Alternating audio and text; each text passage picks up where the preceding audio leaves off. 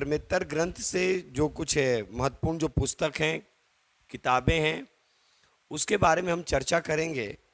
जैसे अर्थशास्त्र के संबंध में बात करेंगे, अष्टाध्यायी के बारे में बात करेंगे, महाभाष्य के बारे में बात करेंगे कि यहाँ से कैसे कैसे क्वेश्चन पूछे जाने की संभावना है। तो सबसे पहले हम लोग देखेंगे अर्थशास्त्र के बारे में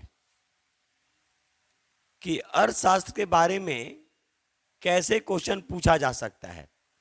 देखिएगा, ये चाणक्य यानी कौटिल्य के द्वारा लिखी गई पहली राजनीति आधारित पुस्तक थी। याद रखिएगा, इसमें मौर्य वंश के प्रशासन के बारे में जानकारी मिलती है और ऐसा अनुमान लगाया जाता है कि अर्थशास्त्र को 15 अभिकरणों और 180 प्रकरणों में विभाजित किया गया था।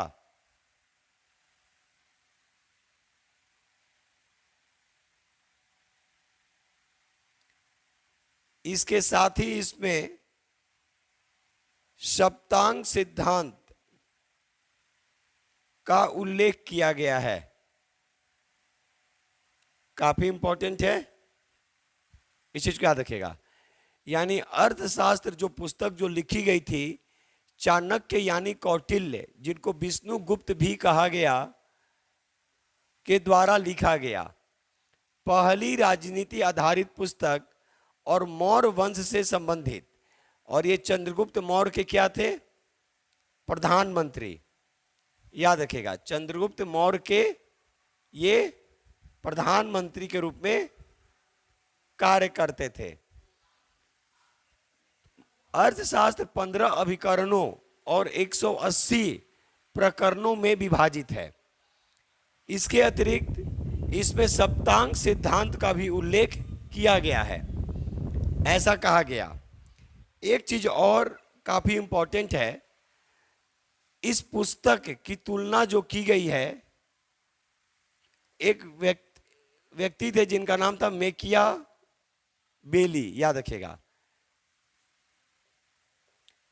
तो मेकियावेली की पुस्तक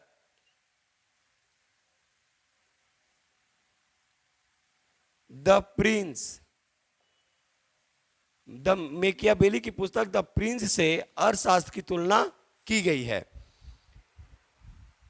इसके अतिरिक्त काफी इंपॉर्टेंट है, उसको भी आप लिख सकते हैं कि अर्थशास्त्र में सर्वप्रथम अकाल का, वित्तीय व्यवस्था का भी उल्लेख किया गया है। याद रखिएगा, यानी सप्तांग सिद्धांत के अलावा अकाल और वित्तीय व्यवस्था का भी इसमें उल्लेख किया गया है।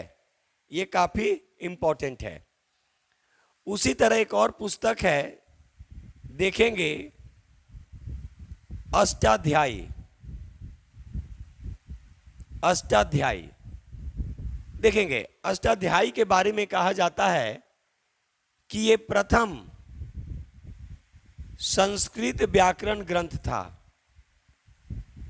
संस्कृत व्याकरण ग्रंथ के रूप में जाना जाता है। किसके द्वारा लिखी गई? तो पाणिनि के द्वारा ये पुस्तक लिखी गई थी। याद रखिएगा, पाणिनि के द्वारा ये पुस्तक लिखी गई थी।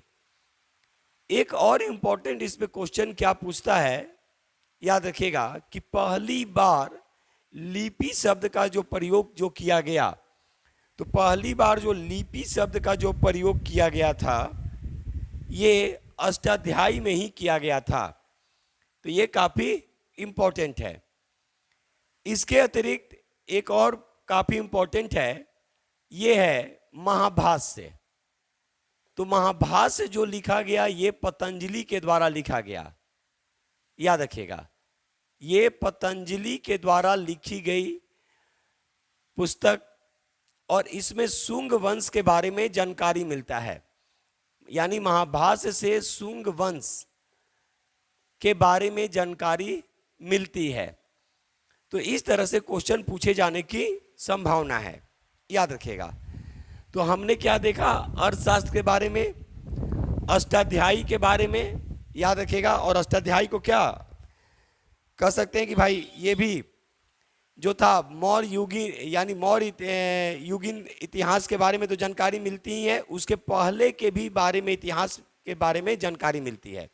यानी मौर्य युग के पहले और मौर्य युग के समय के बारे में भी जानकारी अष्टाध्यायी से मिलती है। ये संस्कृत व्याकरण का पहला ग्रंथ था, पाणिनि के द्वारा लिखी गई थी और पहली बार लिपि शब्द का प्रयोग किया गया वो अष्टाध्यायी में ही किया गया। उसी तरह महाभाष्य जो लिखी गई ये पतंजलि के द्वारा लिखा गया था और महाभाष्य से शुंग वंश के बारे में जानकारी मिलता है। तो चलिए छोटे छोटे टॉपिक हम जानकर आपके सामने लाते हैं और एक काम अभी हम कर रहे हैं उस पर। एक बार टेस्ट सीरीज लाए हुए थे तो टेस्ट सीरीज भी हम आप लोग के सामने रखेंगे। मेरी कोशिश रहेगी कि वीक में टेस्ट सीरीज भी रखा जाए।